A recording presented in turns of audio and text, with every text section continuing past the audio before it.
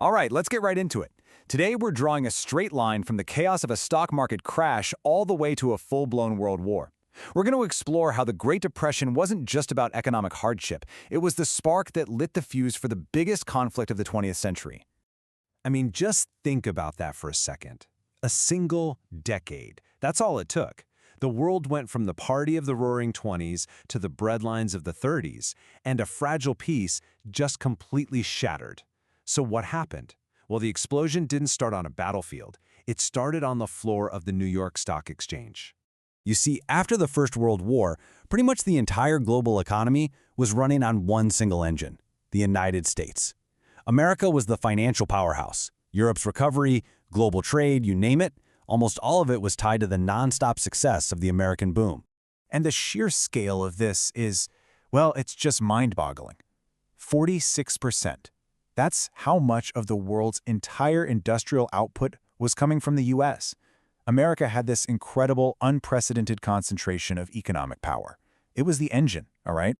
So you could imagine what happened when that engine stalled. It wasn't just a little sputter, it set off a catastrophic chain reaction across the globe. The '29 crash was just the first domino to fall. Right after that, you get terrible trade policies, which then trigger a massive financial panic across Europe, and before you know it, the whole system is coming down.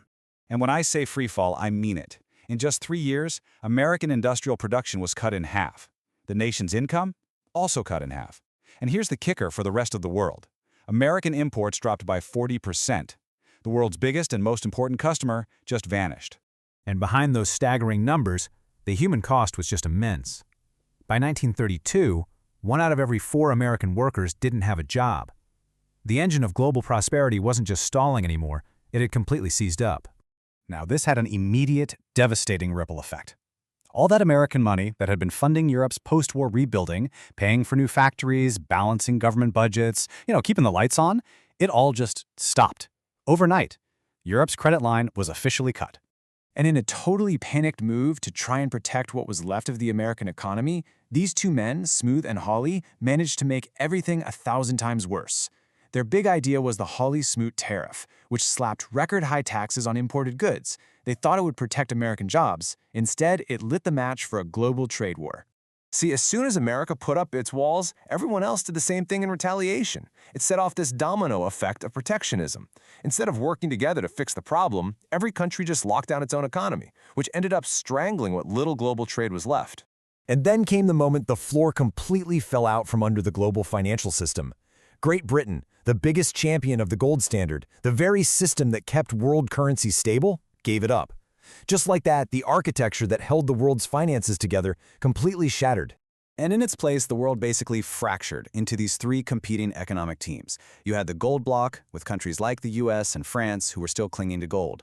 Then you had the sterling bloc, which was basically Britain and its empire. And then you had places like Germany, who were forced to just barter for goods because their money was worthless internationally. The idea of a single global economy, it was dead.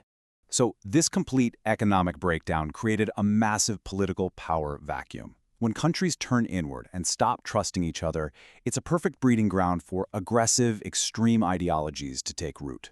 All that economic desperation, it became rocket fuel for political extremists. And in Germany, Adolf Hitler stepped into that vacuum with a terrifyingly simple solution to the crisis: conquest. He sold this idea of Lebensraum, or living space, arguing that the only way for Germany to get back on its feet was to physically seize land in Eastern Europe. This violent expansion was packaged as an economic solution. And the short-term fix? Rearmament. The Nazis started pouring tons of government money into building up the military. And you know what? It worked, at least on the surface. It created jobs and stimulated the economy. For a German public that was desperate for hope, building tanks and warplanes looked a lot like recovery. Of course, this economic plan was tied directly to a new, aggressive foreign policy. First, Germany just walks out of the League of Nations. Then, in total defiance of the Versailles Treaty, Hitler announces that Germany has an air force and is bringing back the military draft to build a massive army. The warning signs were not subtle, they were flashing in neon. Now, France is watching all this from next door. and they are, understandably, starting to panic. They saw the danger right away and scrambled to pull together an anti-German coalition. But the problem was that same economic nationalism that was fueling Hitler's rise made it almost impossible for anyone else to cooperate. Every country was only looking out for number one. And the proof of that breakdown is just stunning. In April of 1935, you have Britain, France, and Italy forming what they called the Stresa Front. They promised to stand together against Hitler. Well, that promise lasted all of 2 months. Why? Because Britain went behind everyone's back and cut its own secret naval deal with Germany, completely shattering the alliance. The United Front was a total sham. Which brings us to this moment. If you're looking for the moment the whole idea of collective security officially died, this is probably it. Italy, one of the countries in that supposed anti-German front, invades Ethiopia. And the League of Nations, it proves to be completely and utterly useless. Emperor Haile Selassie went there in person to plead for help. And in his appeal, he delivered this absolutely haunting warning. He told the assembled nations that their failure to act against Italy wouldn't just affect him. "It is us today," he said. "It will be you tomorrow." The world listened, and then the world did absolutely nothing. The message to other aggressive powers was crystal clear. There are no rules anymore. So when you trace it all back, the Great Depression did way more than just bankrupt countries. It bankrupted the entire international system.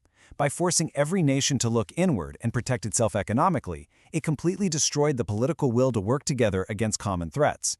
The institutions that were supposed to keep the peace, like the League of Nations, were now just hollow shells. And that really leaves us with a question that echoes right from the 1930s into our world today. When a global crisis hits, do we build bridges or do we build walls? The story of that decade is a pretty sobering lesson in what can happen when we choose walls. It shows just how deeply our economic choices are tied to our collective peace and security.